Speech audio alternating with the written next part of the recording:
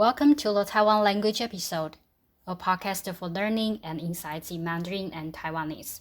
I am your host, Yasmin.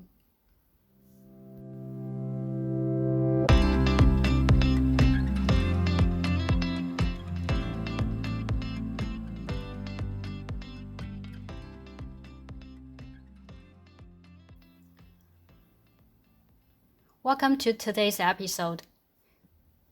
In the previous episode, we mentioned the Mandarin Promotion Movement, which significantly pushed aside the local dialects of the native people.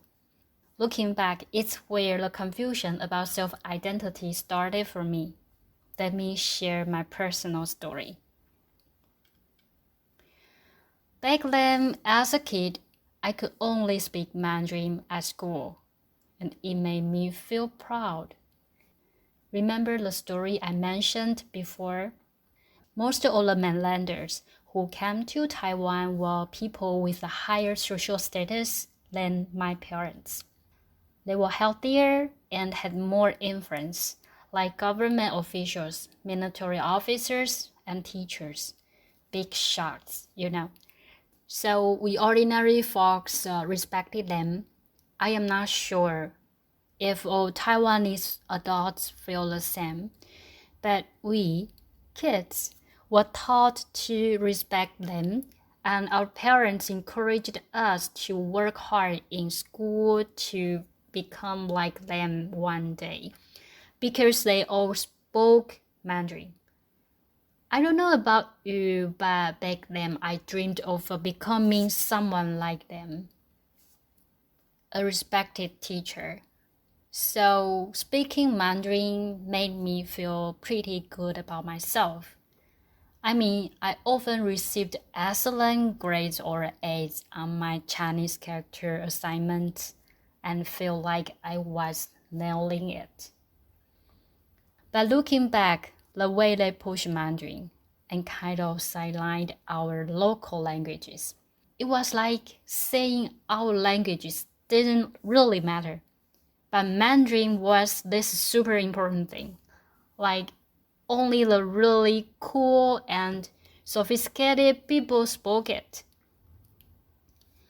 It's like they were attacking the identity of those of us who spoke our own languages, but still wanted us to learn theirs. You know what I mean? And now, when I see Taiwanese kids going through something similar, sure, they have more language options now, but English is taking over as the main thing. And just like me back then, maybe they feel proud of knowing English, like it's a mark of success or something.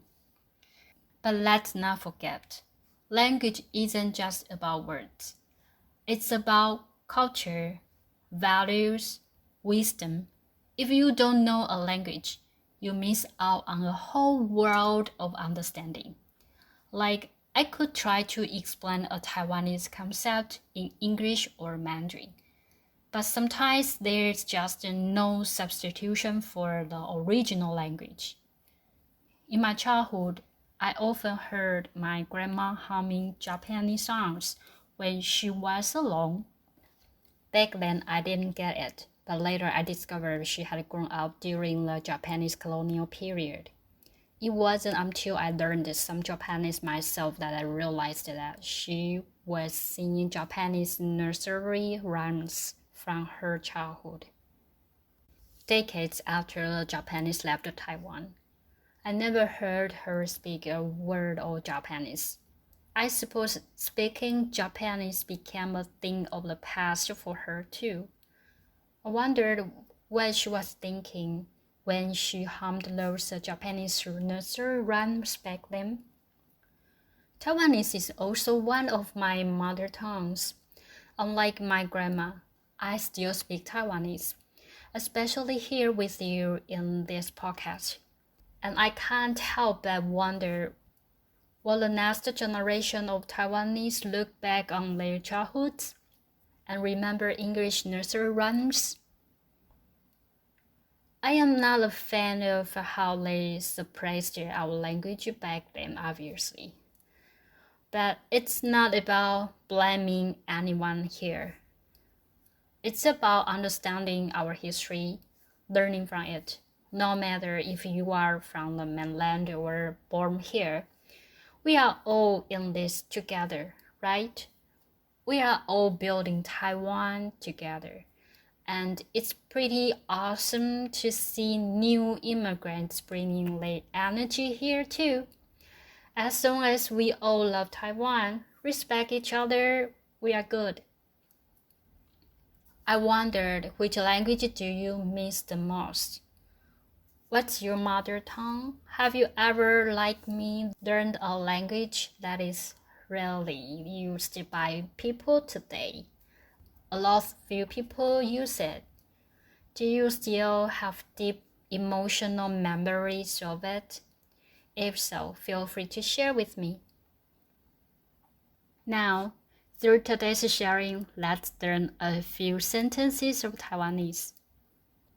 Before saying goodbye to your friends, you want to remind him of your invitation, and then you will say, 丢来呢. That means remember to come.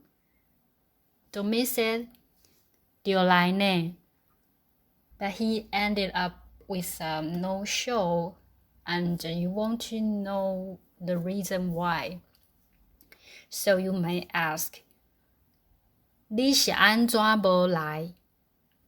你是安怎无来? Why didn't you come? 你是安怎无来?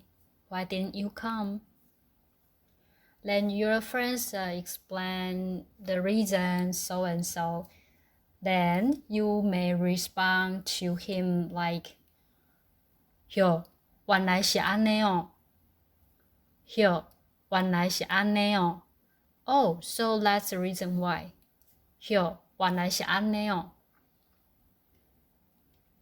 Then the other friend of yours joined your conversation and he wondered what you are talking about.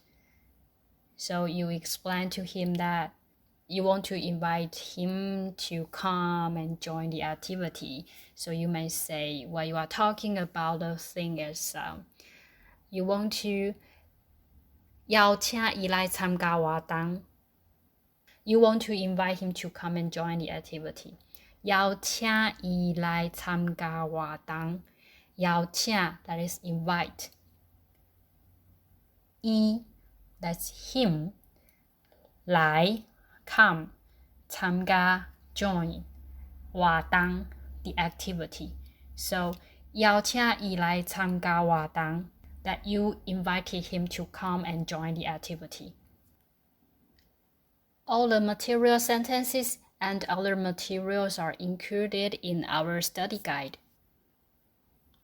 To enrich your learning experience, I create a study guide in Chinese with pinyin versions. The content comprises a test in both the Chinese and Taiwanese with Taiwanese romanization and local phonetic symbols, vocabulary, reading comprehension questions with answer keys, and extension questions. You can become a member, subscribe to the study guide, and utilize it to preview before the new podcast episode launches, or review after listening to the podcast to enhance your language skills. If you enjoyed today's episode, please leave a 5-star review on your listening platform. Feel free to share this podcast with your friends to help more people discover this podcast. You can support my work by buying me a cup of coffee, which helps this podcast to continue providing learning resources. All this information I mentioned above is available in the episode description. Thank you for listening and be with us today. That's all for today's episode. Until next time, bye-bye.